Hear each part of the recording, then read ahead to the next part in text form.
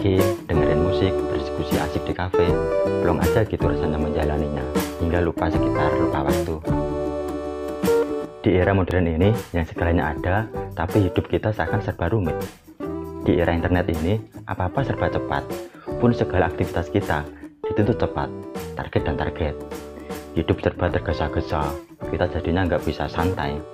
Lalu bagaimana kita bisa menikmati hidup yang kita jalani? Menikmati tiap-tiap inci kehidupan kita sebagaimana mestinya.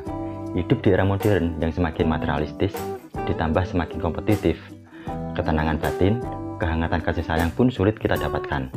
Hingga waktu yang berkualitas bersama orang-orang tersayang sulit terpenuhi. Lalu, apakah kita bisa nyaman dengan keadaan seperti ini? Kondisi habitat kehidupan kita yang sepertinya semakin kurang bersahabat. Apa kita menjalani hidup sudah tidak sewajarnya?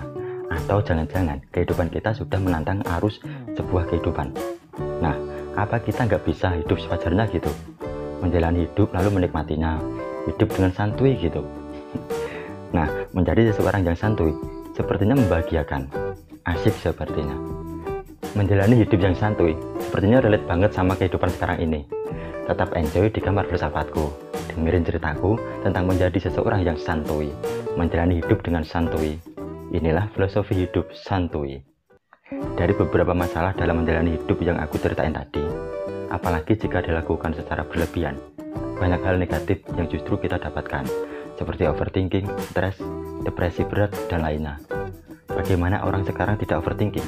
Gaya hidup kita saat ini kan terbiasa mengejar suatu pencapaian dengan ambisius. Akhirnya kita melakukan hal apapun untuk mewujudkannya. Kerja gitu, tak kenal waktu. Otak kita ini terpenuhi dengan berbagai pertanyaan dan kecemasan dalam mikirin hidup ini. Belum lagi, apa yang kita harapkan itu tak tercapai, membuat kita semakin overthinking. Iseng-iseng kemarin dengerin video pada channel 1% dan membaca tulisan di blognya juga tentang filosofi hidup santuy, menarik juga. Cuma di sini aku mau nyeritain pandangan hidup santuy versiku dari interpretasiku dan persepsiku. Meskipun juga banyak sepakatnya sih dengan 1%. Terobsesi lah. Jadi ya mungkin ceritaku agak nyerempet-nyerempet dikit lah. Kalian tahu Taoisme kan? Atau minimal pernah dengerin kata satu ini. Kita akan bicarain ke filosofi hidup dalam pengajaran Taoisme. Kata Tao sendiri dari bahasa Mandarin yang berarti jalan. Kalau Inggrisnya way, the way, jalan.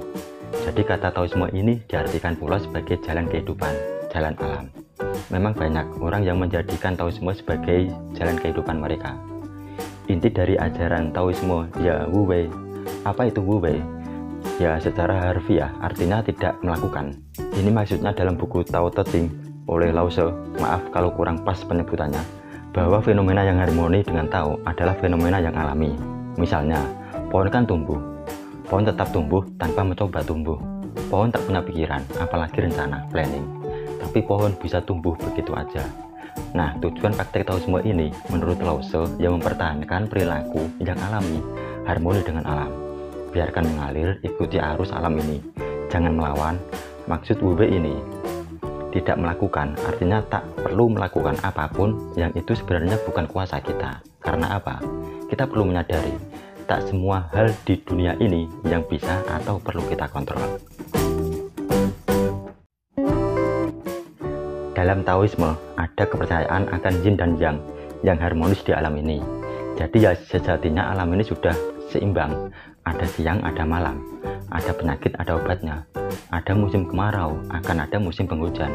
Maka ngapain risau, gelisah, cemas, mikirin masa depanmu berlebihan, kerja tak kenal waktu. Percaya dan ikhlaslah bahwa alam ini udah teratur, jalani saja dan santuy, tak perlu overthinking. Pokoknya percaya, trust, ini kuncinya. Percaya dan ikhlas menjalani hidup. Hidupmu itu akan baik-baik saja dan aman terkendali. Ibarat pohon tumbuh tadi.